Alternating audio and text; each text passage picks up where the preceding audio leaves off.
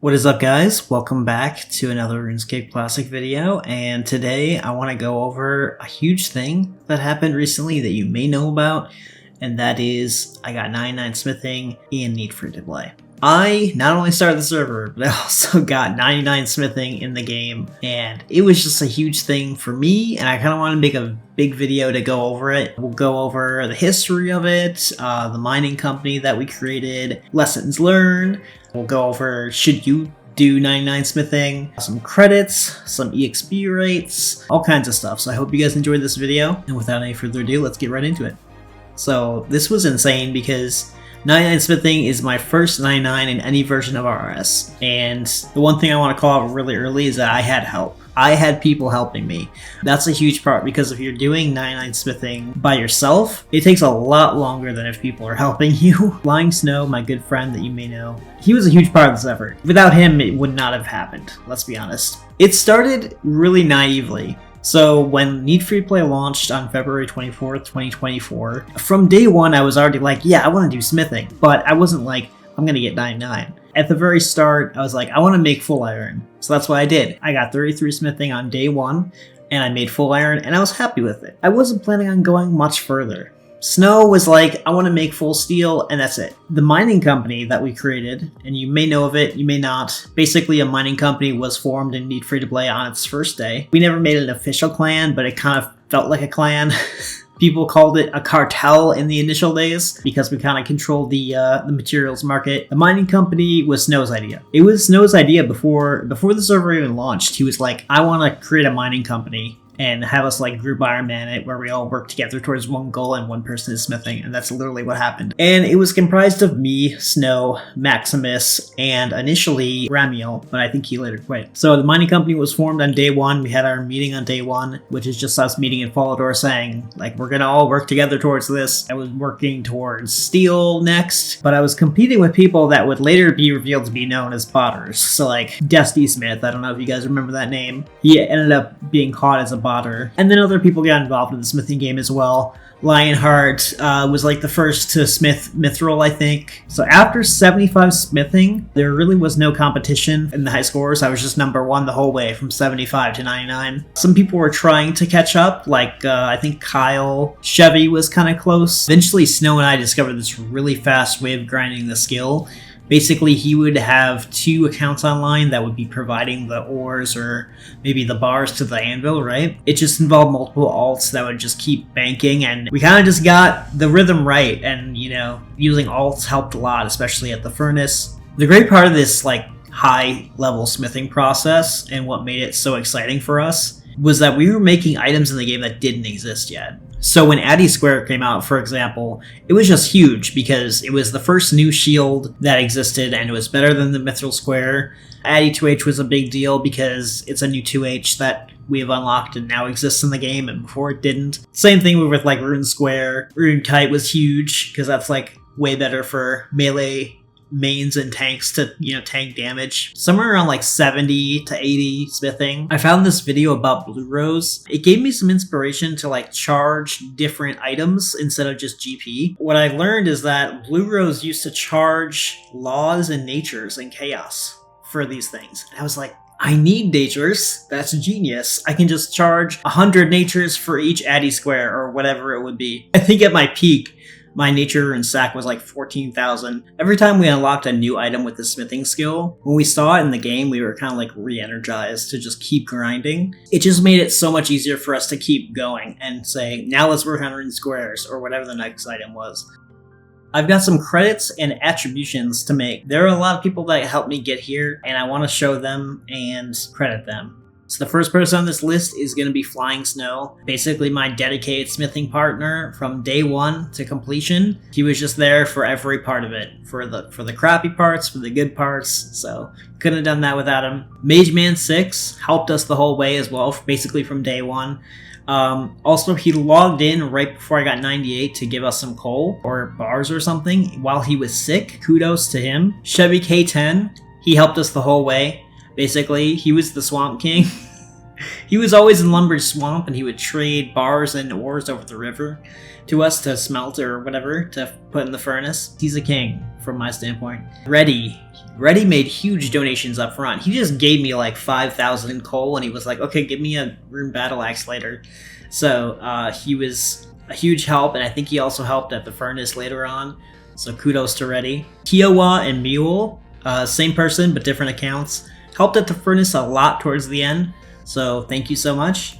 Snyder, he has 2 accounts, but they were named like Jesus or Christ or something, or both. He donated huge amounts of smithing materials without asking for anything in return. This person still has free runite items waiting for them, so Snyder, you've got a 2H, kite shield, a battle axe, whatever you want waiting for you. Maximus, he was the clan member that was with us from day one. He helped early on with ores and bars. Albi donated or sold like 30,000 coal towards the end, so huge shout out to him and thank you so much for your help. Ministeri helped us at the furnace a lot towards the end. Basically the furnace king. He was there consistently, so thank you so much. Donald Trump sold, not the real guy, just that was his name in the game at the time. It's not anymore. Sold a lot of coal in the early times. He was very dependable. Tommy gave a lot of nature runes and sold some runite ores. And Remka, I think he stopped playing early on in the server's lifetime, but he gave us 12 bronze bars on day 1, we think. We don't recall exactly. It's probably in a live stream somewhere, but thank you, Remka, wherever you are. That's it for the credits. So we'll move on to the next part of the video. Should you go for 99 smithing? So my answer for this is, I think it's better on a new server because you can unlock gear that doesn't exist yet. It makes it easier to grind because you're motivated by the fact that you're adding items to the game that don't exist yet. So you're making like lots of people happy because they didn't have a Addy Kite until now, and now they do, and now they're going to pay a lot of money for it, and it's going to help them with their account's progression. But even if you're not doing it on a new server, I think it's still really satisfying to see your account create new items that you have never created before. You've never made an Addy Square before in the game. That's a huge deal. Even though it already existed in the game, it's still a huge deal because it's just crazy to see you create eventually a rune large, a rune kite, and eventually a rune 2H. It's just a huge dopamine hit to unlock those things and actually see yourself create them in the game. So I recommend 99 smithing for anyone that's willing to do the grind. But let's be serious. 99 smithing took me over 1 year and 2 months to complete, and that was with a dedicated partner, mining, buying, and smithing with me. And we had a bunch of support from the community towards the end, and even early on. So you need to be willing to start this kind of journey. In the end though, if you have the time, I think it's worth it. But it is a big investment of time that you have to make if you're serious about going all the way. Next, I want to go over some smithing tips and lessons learned. So these are tips I have for you if you're looking to train the smithing skill, and lessons learned from going from 1 to 99 in Neat Free-to-Play, in a free-to-play RSC private server. So the first thing is that El Kharid furnace is the closest furnace to a bank. So if you aren't superheating, I recommend you train here. It's just going to make training the skill a lot faster.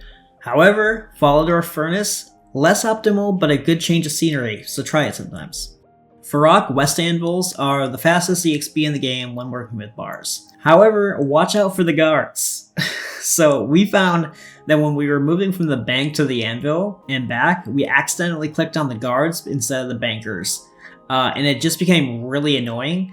And we even paid players like 1k per minute or something to kill the guards. We often had people coming to Farok West to just kill the guards while we smithed. If you need a change of scenery though, I recommend Thrander's Anvils, which are behind the Farok East Bank. The second floor has a bed, so you can just go up the ladder, use the bed, come back down. My next tip is if you're serious about getting a high smithing level, you should be smelting steel bars only. Don't bother with mithril, because for the amount of coal you invest, you get significantly less smithing XP, and it's just not good. If you want to get the higher levels faster, I recommend steel all the way. The one thing about smithing mithril is that you do get more cash when you sell the plate bodies. If you want to make money and you're not sure about what to make, first make plate bodies if you can, then plate legs, then short swords. Usually you make enough money back from one short sword to make up for the lost bar, especially with mithril, addy, and rune. If you have lots of bars, just make plate bodies because it's just so much faster to get smithing XP that way. My next lesson learned is that bars are overpowered. If you can get a crap ton of bars, you're gonna level up so fast. Smithing is a slow 99, and it has a bad reputation as being a slow 99 because of all the time you spend at the furnace having to smelt them. That's like 7k XP per hour or something awful. But when you're at the anvil, especially with another person, it can be like up to 100k XP per hour. Lesson is, if you can buy bars, please do it because you will save so much time, it's insane. My next tip is that you should buy uncerted materials instead of certed ones if you can. Why buy uncerted? When you buy certs, it takes time for the person who's selling them to cert them. It takes time for you to uncert them.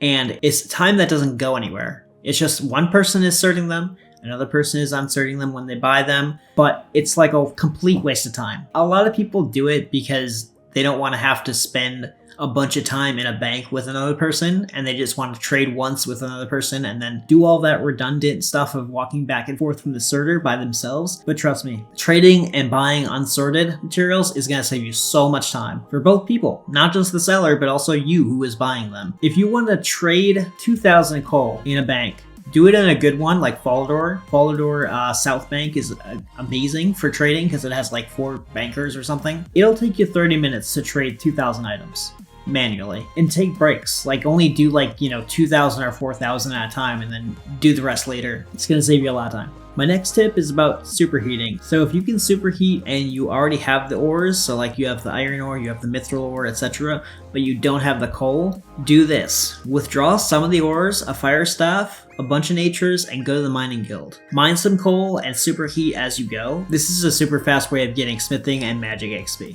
When using a furnace, you can make the following number of bars in a single trip: 10 steel bars, 6 mithril bars, 4 adamant bars, or 3 rune bars. It's more worth it to superheat runite since you can also make 3 bars per inventory. So you'll have a fire staff, a bunch of natures, a sleeping bag, and then you'll have 3 runite ores. Now that leaves you 24 spaces, which is enough for 3 bars. So withdraw 24 coal at that point, 8 coal per runite bar. That means you'll be able to make 3 bars per bank.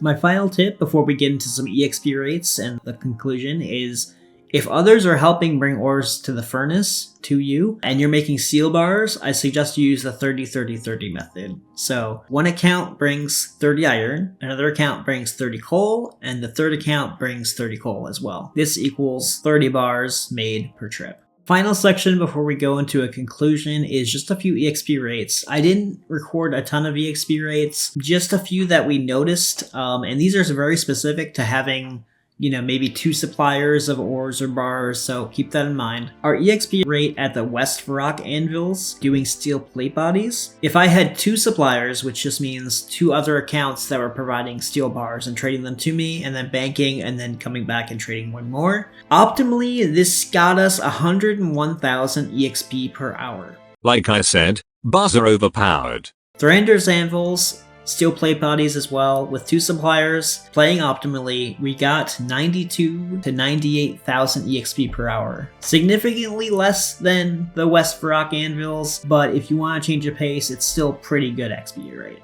Upgrid furnace, so making steel bars using the 30-30-30 method that I mentioned before, optimally, it would be 12.2 thousand EXP per hour.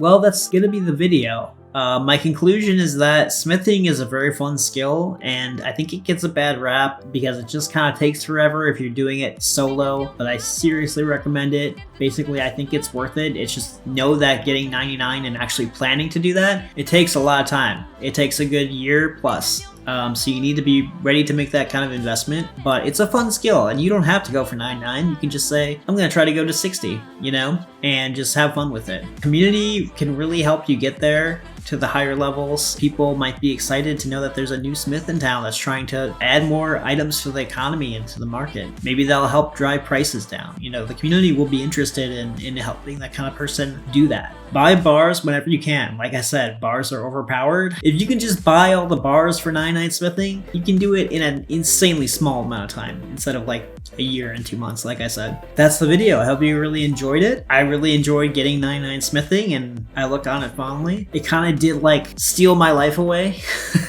I don't know if I'm going to get any other 99s. There's no plans for that right now, but hope you guys enjoyed the video. See you next time.